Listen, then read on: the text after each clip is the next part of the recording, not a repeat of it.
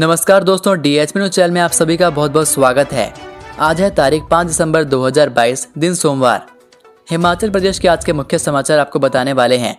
सभी खबरें जानने के लिए वीडियो को आखिरी तक जरूर देखिए और यदि आपने अभी तक हमारे चैनल को सब्सक्राइब नहीं किया है तो कृपया चैनल को सब्सक्राइब जरूर कीजिए, साथ ही बेल आइकन को क्लिक कीजिए। चलिए शुरुआत करते हैं और जानते हैं आज के मुख्य समाचार।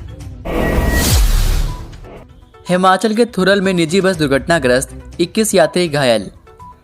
हिमाचल प्रदेश के कांगड़ा जिला के थुरल क्षेत्र में रविवार देर शाम को एक निजी बस दुर्घटनाग्रस्त हो गई। हादसे में 21 यात्री घायल हो गए हैं।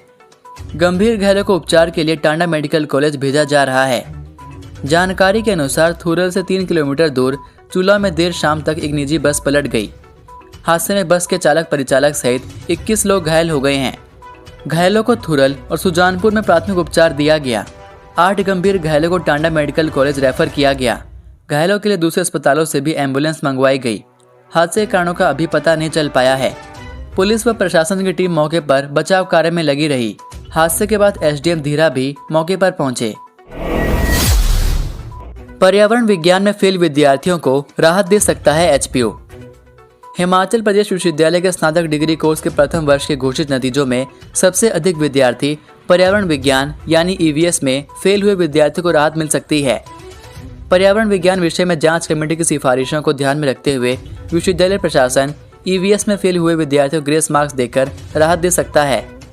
वहीं दूसरे विकल्प के रूप में विश्वविद्यालय मामले को EC में ले जाकर विद्यार्थियों को डिग्री पूरी होने तक EVS की कक्षा पास करने की छूट प्रदान कर सकता है। सर्वोच्च न्यायालय के आदेशों पर UG कोर्स में अनिवार्य किए गए इस विषय को विद्यार्थियों को प्रथम वर्ष में ही परीक्षा देकर पास करना होता है। 59,000 सर्विस मतदाताओं में से 47,000 ने डाला वोट। कड़ी सुरक्षा घेरे में होगी मतगणना।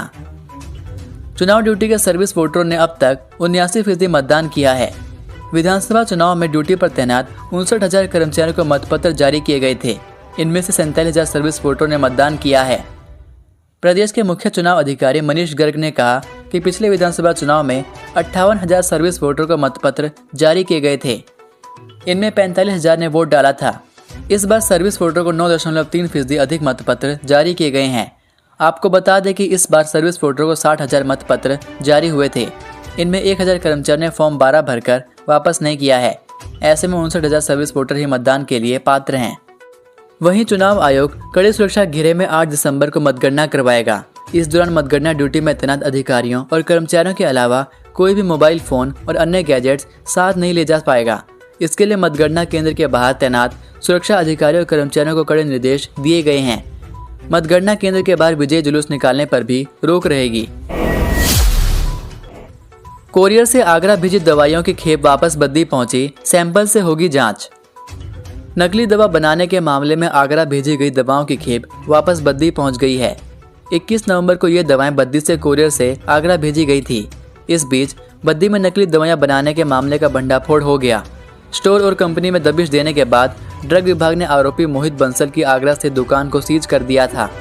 जब दवाइयों का कोरियर पहुंचा तो दुकान बंद थी। ड्रग विभाग ने उस कोरियर को वापस मंगवा लिया। यह रविवार को वापस पहुंचा। कहीं ये दवाएं नकली तो नहीं है, इसकी जांच के लिए ड्रग विभाग सैंपल जांच के लिए ड्रग टेस्टिंग लैब में भेजेगा। ट्रांसपोर्ट के माध्यम से बद्दी पहुंची दवाएं नामी कंपनी सिप्ला, USP और गुवाहाटी की एरिस लाइफ साइंस कंपनी की है। ये अलग अलग दर्द निवारक दवाएं हैं। यह दवाएं असली है या नकली, इसकी जांच भी विभाग करेगा। लाहौल के सिसु कोकसर में उमड़े सैलानी, बर्फ में की अटखेलियां, साहसिक गतिविधियों का उठाया आनंद। वीकेंड पर मनाली के होटलों में जहां ऑक्यूपेंसी बढ़ी है, वहीं सैलानी बर्फ देखने की चाह में अटल टनल रोहतांग होकर लाहौल की ठंडी वादियों में पहुंचे।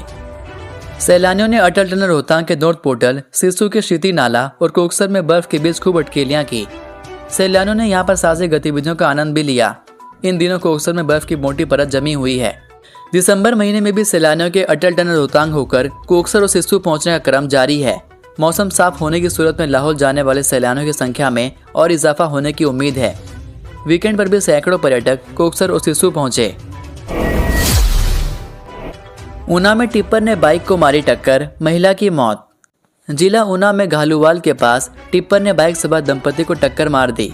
इस कारण बख्शीश सिंह और रज्जू देवी बुरी तरह से जख्मी हो गए। उन्हें रीजनल अस्पताल पहुंचाया, मगर गंभीर जख्मी रज्जू देवी की मौत हो गई। मृतक लमलेड़ी की रहने वाली थी। वहीं पुलिस ने इस संबंध में हरोली थाना में अज्ञात टिप्पर चालक के खिलाफ मामला दर्ज कर लिया है। बताया जा रहा है कि उक्त टिप्पर विपरीत दिशा से आ रहा था। यह घटना देर शाम को हुई। पुलिस ने बाइक चालक बख्शीश सिंह के बयान दर्ज किए। शिकायतकर्ता के अनुसार वह शनिवार देर शाम घालूवाल से झलेड़ा की तरफ पैदल जा रहे थे। इस बीच एक टिप्पर घालूवाल की तरफ से तेज रफ्तार से आया और ओवरटेक करते हुए साइड में चल रहे बाइक को टक्कर मार दी। उधर इस संबंध में एसपी अरजीत सिंह ठाकुर ने कहा कि इस संबंध में अज्ञात टिप्पर चालक के खिलाफ मामला दर्ज कर लिया गया है। रामपुर में आईटीबीपी के ट्रक ने मारी बच्चे को टक्कर, हुई मौत। रामपुर में भद्रसा के पास आईटीबीपी के ट्रक से टक्कर लगने के बाद एक बच्चे की मौत हो गई। पुलिस ने ट्रक चालक पर लापरवाही से वाहन चलाने का मामला दर्ज कर लिया है। जानकारी के अनुसार मृतक के पिता राजेश चंद ठाकुर ने बताया कि वह नेपाल का रहने वाला है। वह ननखड़ी के फुला में पुरुषोत्तम के पास रह रहा है। वह और उनका परिवार लवी मेला देखकर वापस लौट रहे थे। इसी बदरास में आईटीबीपी के ट्रक ने उनके बेटे को टक्कर मार दी, जिससे वह जख्मी हो गया। वहीं उसकी पत्नी को भी चोटें आई हैं। लोगों की मदद से ट्रक को रोका और जख्मी पत्नी और बेटे को अस्पताल पहुंचाया, मगर डॉक्टर ने बेटे को मृत घोषित कर दिया। वहीं इस संबंध में एसडीपीओ रामपुर चंद्रशेखर ने बताया कि पुलिस ने मामला दर्ज कर लिया है और बच्चे का पोस्टमार्टम कर परिजनों को सौंप दिया गया है। आज का सुविचार। भगवान कभी भी इंसान का भाग्य नहीं लिखता है, क्योंकि इंसान की सोच, उसका व्यवहार और उसके कर्म ही उसका भाग्य लिखते हैं।